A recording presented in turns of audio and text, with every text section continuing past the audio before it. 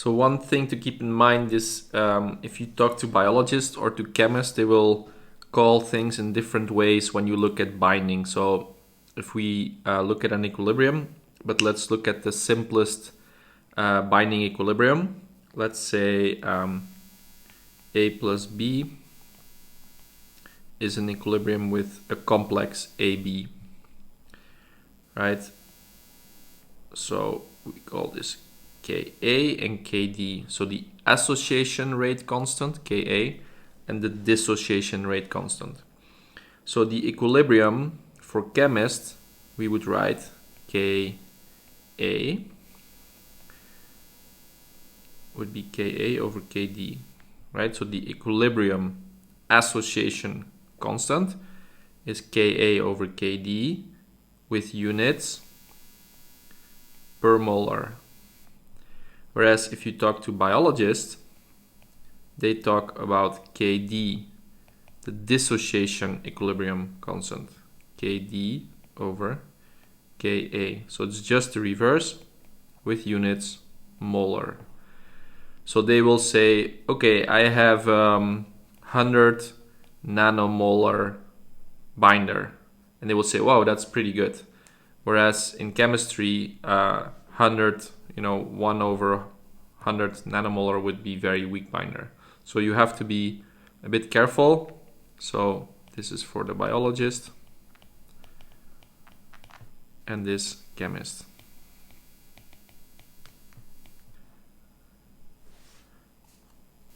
Okay, so now on to enzyme kinetics. Okay, so enzyme kinetics is of course is very important. A lot of the processes in your body or in industry are enzyme catalyzed. And so what does an enzyme catalyst really do?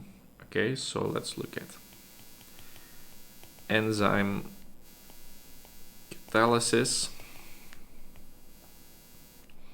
So looking at energies, energy here, and here's the reaction progress.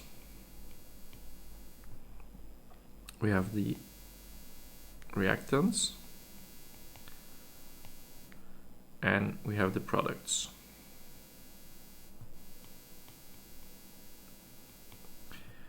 And we have some kind of transition state, right? So what does an enzyme or a catalyst in general do? It lowers the activation energy, right? So with enzyme, we would probably go something like this. So we have a lower activation energy. The total change in the Gibbs free energy, of course, remains the same, right? That's this here. So that's really the function of an enzyme as a catalyst. So some of the important names are Victor Henry, Leonor Michaelis, Maud Menton, and Archibald Hill. So you'll find those names back in some of the most famous enzymatic models. So let's start with the most famous one. That's the Michaelis-Menten equation. Okay, so let's see what schematically this represents. So let's say we have a substrate and we have an enzyme E. They form a complex.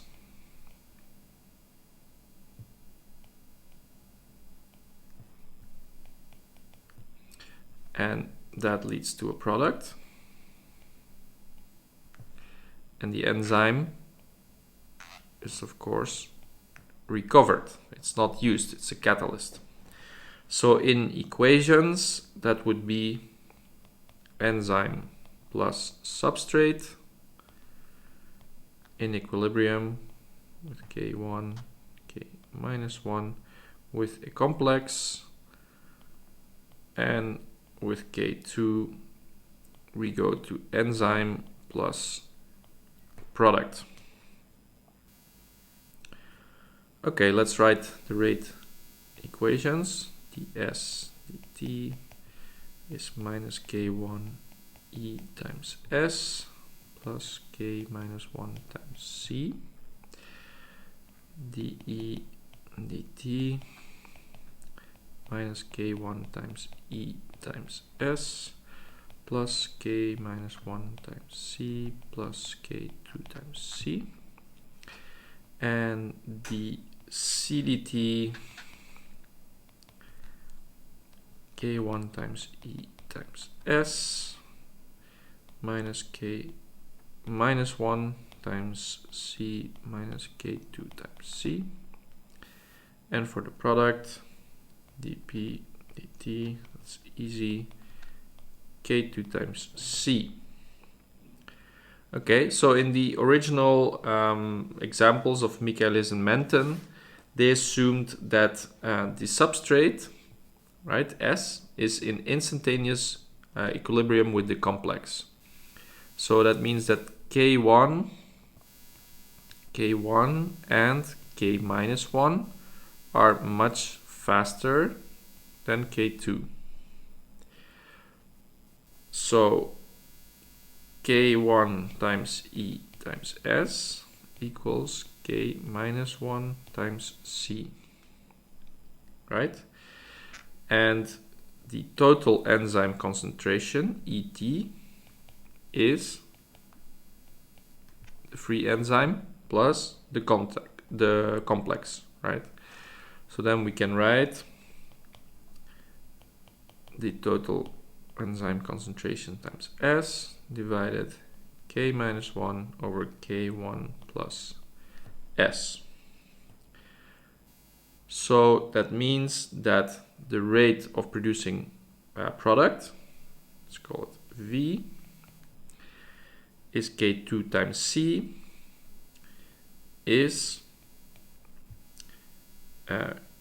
K2 times E times T times S over K minus 1 over K1 plus S. So they called these rate constants Vmax. So Vmax is K2 times ET, and this one Ks K minus 1 over K1. So even more famous than this initial equation was the contributions that were done by Briggs and Haldane that basically used this quasi-steady state approximation that we've seen a bit before in this class. So they say that the enzyme is present in catalytic amounts. So that means the enzyme concentration is much below that of the substrate. And so very shortly after mixing the enzyme and the substrate, you will make a steady state with a constant concentration of the complex, right? So that means that we set the CDT and therefore also the EDT to 0. Okay, and we still have E total is E plus C. So again, graphically, very briefly,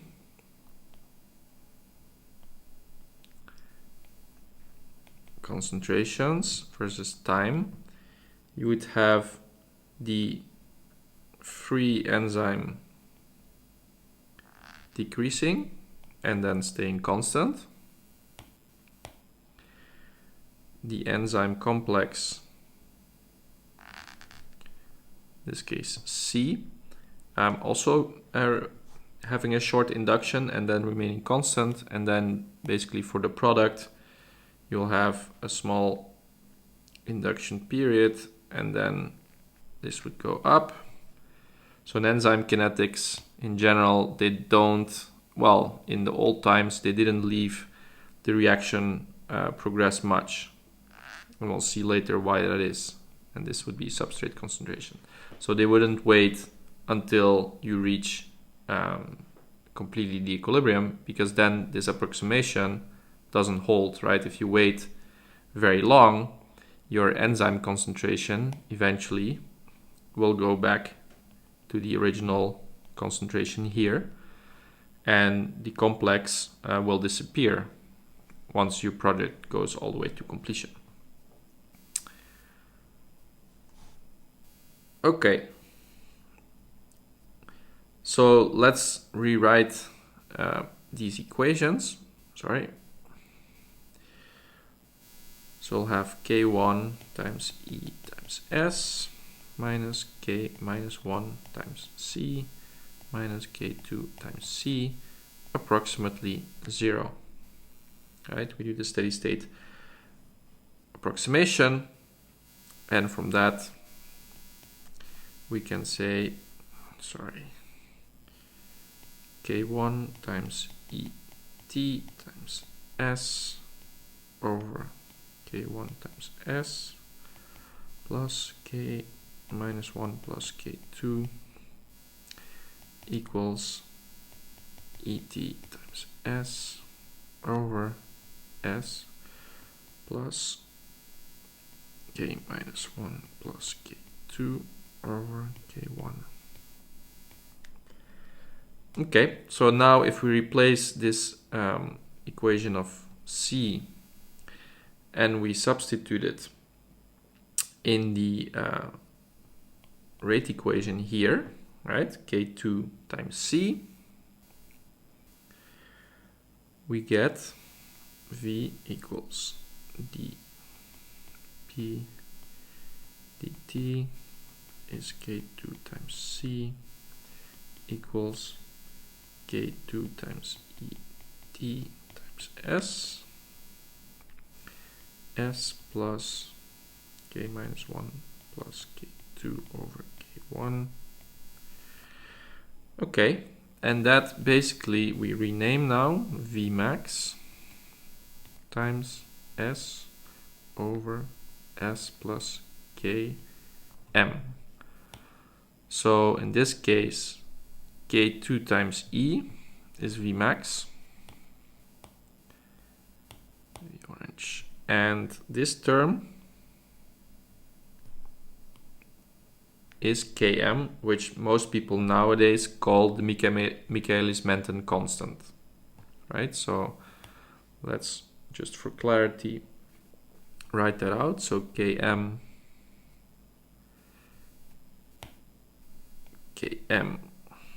is K minus 1 plus K2 over K1,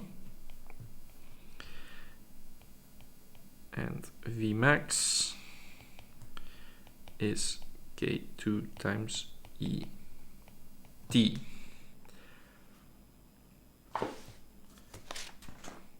Okay, so if we would plot that, right, so if we would plot, for example, let me try to do this nice, velocity versus substrate, we would have a curve like this, where this velocity would be Vmax, and the point where Vmax divided by 2, right, we're here, that value actually corresponds to Km. Okay, so that's one way to represent it. More famous is a different way of plotting things, which makes the equation linear, right? So if we linearize this, we can use that in the following way. It's 1 over V max plus Km over V max times 1 over the substrate concentration.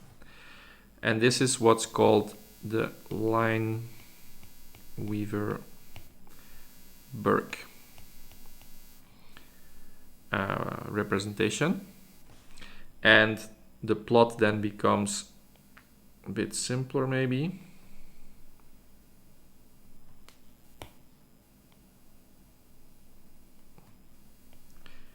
So we plot 1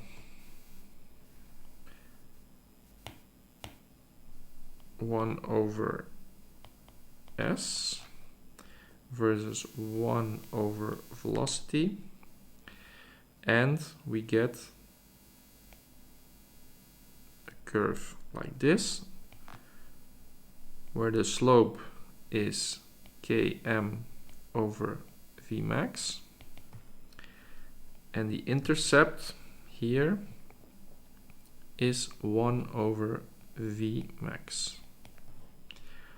So we can graphically, from simple data, get these initial velocities, because V max, in the end, if you look at it, V max is K2 times ET. So if you look back at the equations, K2 times ET, right,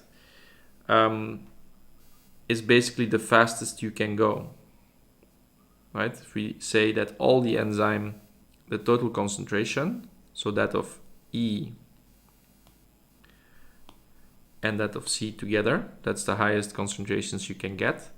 And if we assume that K1 is super fast, then basically that total concentrations times E2, K2, would be your maximum rate. So that's why that is such a useful constant, which is called Vmax, right? And that's what people typically in the enzyme world before would do, is only measure the initial rate of the reaction and then plot these velocities as a function of the substrate concentration.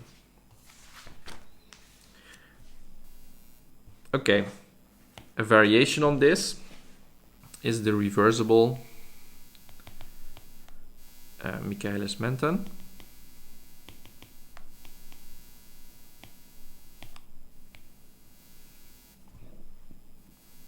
which is E plus S with K1 and K minus 1 ES. So this is the more common way to write this complex. So sometimes people write C for the complex, other times people write ES as the complex.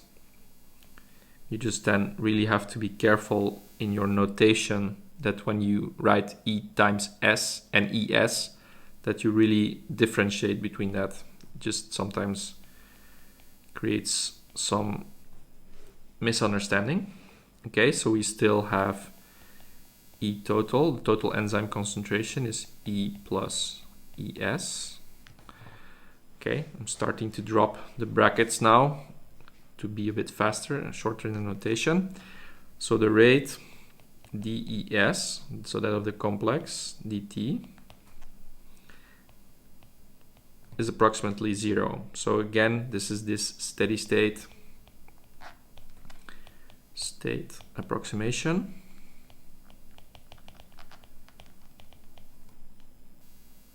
Okay. So the rate V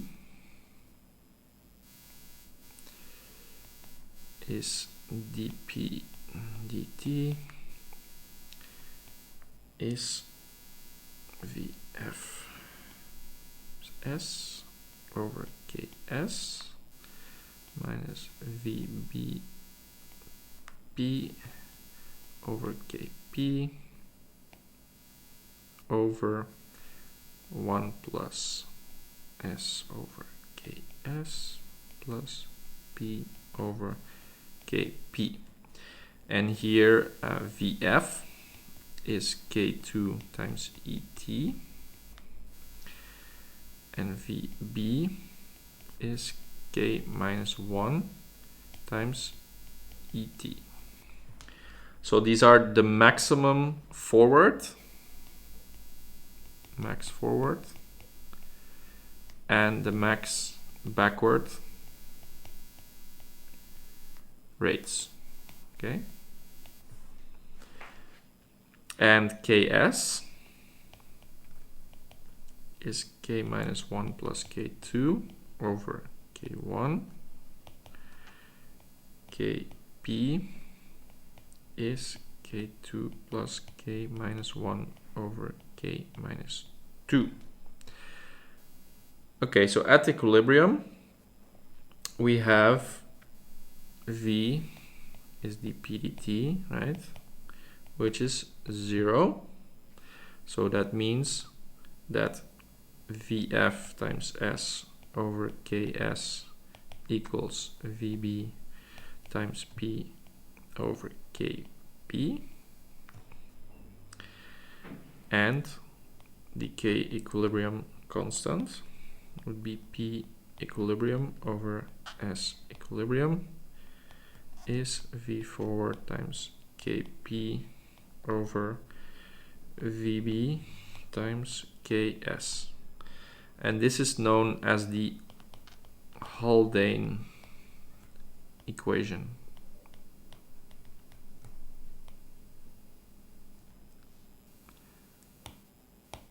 Okay.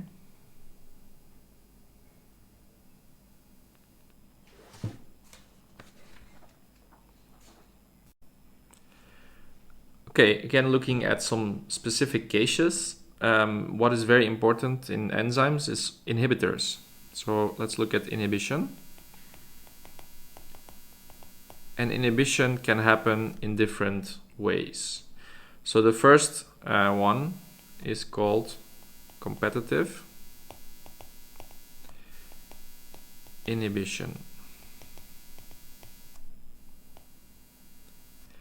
Okay, so in competitive inhibition, the inhibitor is in competition with the substrate for the active site of the enzyme. So either it can bind one or the other binds to that same enzyme.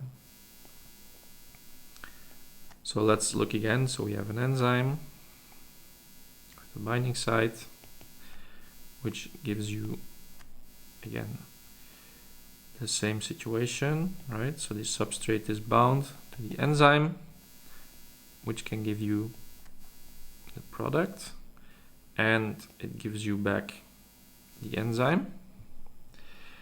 Or we can have the enzyme plus an inhibitor.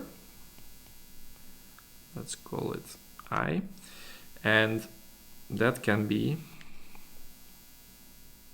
in an equilibrium.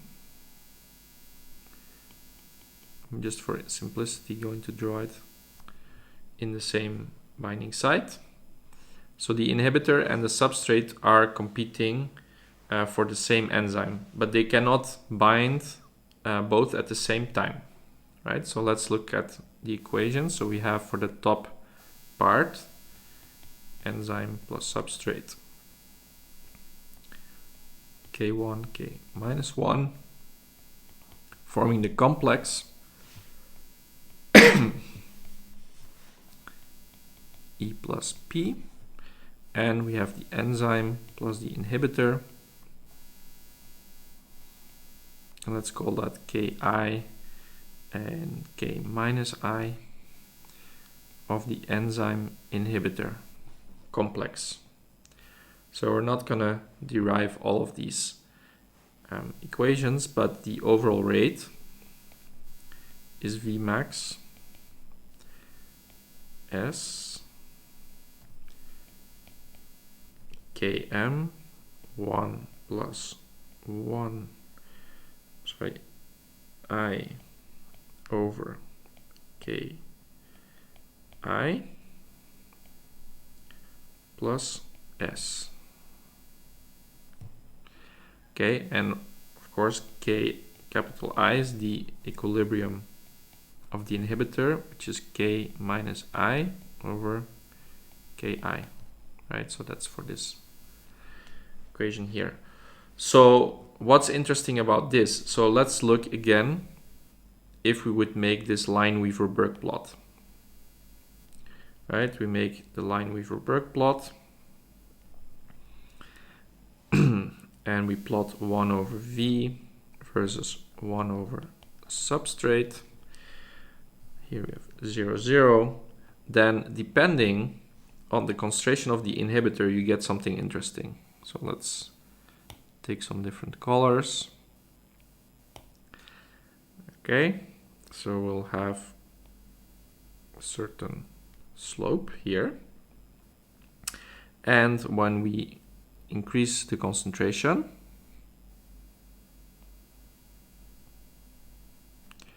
let me try to, oops, that didn't work. Right, an even higher concentration. Okay, let me not try to exaggerate it here. So with increasing concentration, so concentration I is going up, this the slope of this plot changes, but the crossing point still remains 1 over V max, and the slope still the same, will be Ks over V max.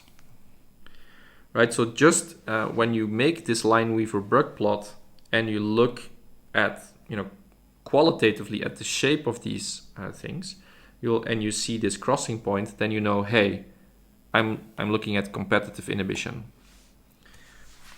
Why is that interesting? That will become apparent now in the second example, when we have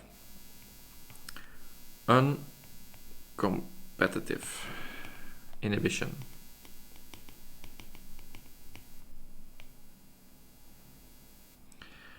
Okay, so this case is a little bit different. So we have a substrate, we have an enzyme, which forms the complex. So far so good.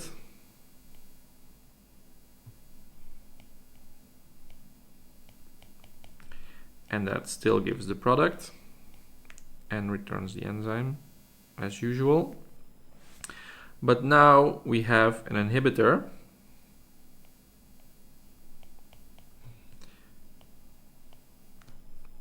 that can bind maybe to another site of the enzyme. So you could have something that looks like this. So we have the inhibitor here, the enzyme, and the substrate. Okay, so the inhibitor is not in direct competition with the substrate for the enzyme for the binding site of the enzyme. It binds only to the substrate enzyme complex. Okay, so the substrate facilitates the binding of the inhibitor to the enzyme. Let's look at the equations. So we have E plus S, K1, K minus 1, ES, K2, E plus P, and we have the complex ES plus I, Ki, K minus I of the ESI complex. So that's the complex which has the inhibitor and the substrate. Okay, so for that situation, we have V is V max up. Try to draw that nicely.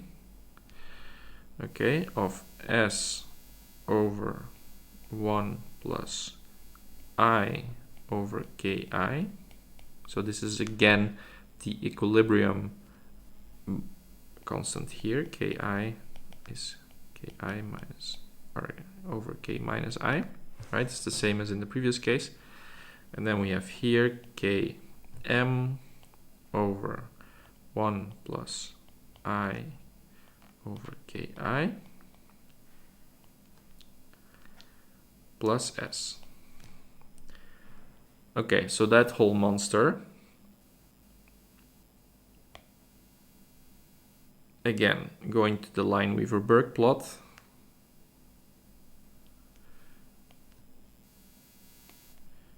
we plot 1 over V here, 1 over substrate concentration here, and we will get something different in this case.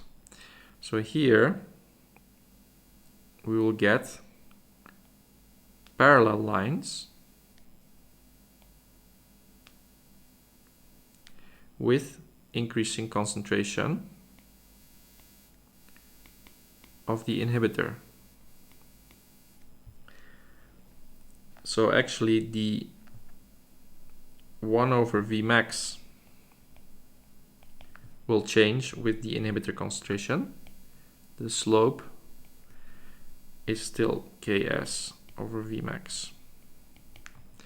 So qualitatively, when we make the Lineweaver-Burk plot and we see, the crossover here, we say, okay, we are talking about competitive inhibition. And when we see these parallel lines, we are looking at uncompetitive inhibition.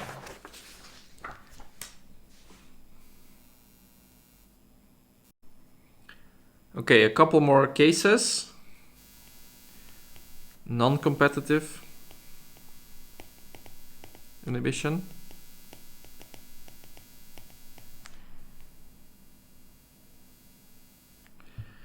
Okay, so let's say we have, again, a substrate. We have the enzyme with its binding site. And we have an inhibitor. We can still form, as usual, the enzyme substrate complex, which gives you the product and recovers the enzyme. But the inhibitor can also bind here to give you this complex enzyme inhibitor, or it can bind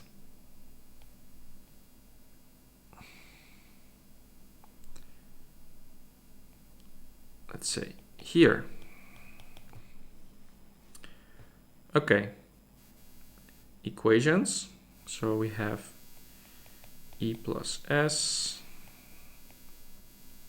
K1, K minus 1 gives you ES, the complex, and K2 gives you back the enzyme plus the product.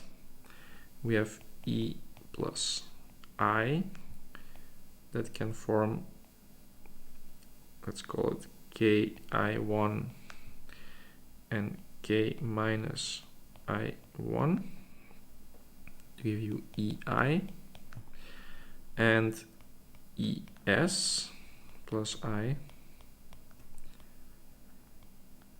with Ki2, K minus I2 gives you ESI. Okay, so for that case, we have, again, these things will keep getting larger and larger. We won't derive all of this. So we have Vmax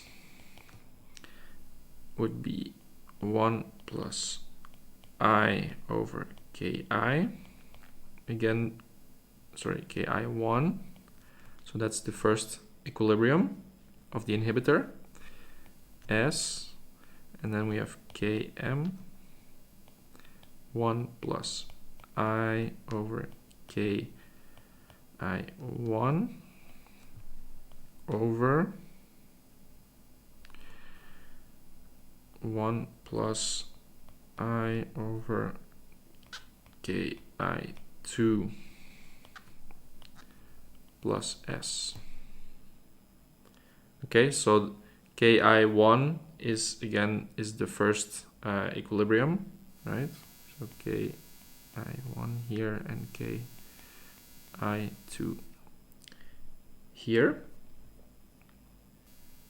Okay, so if ki1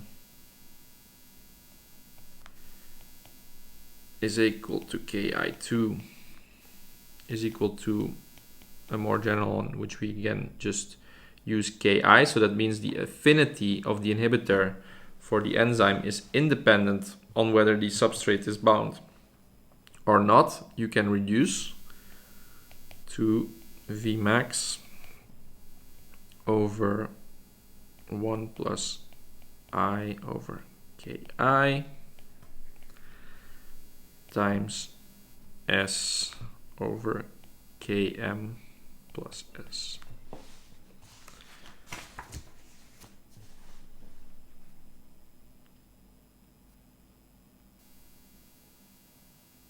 Okay.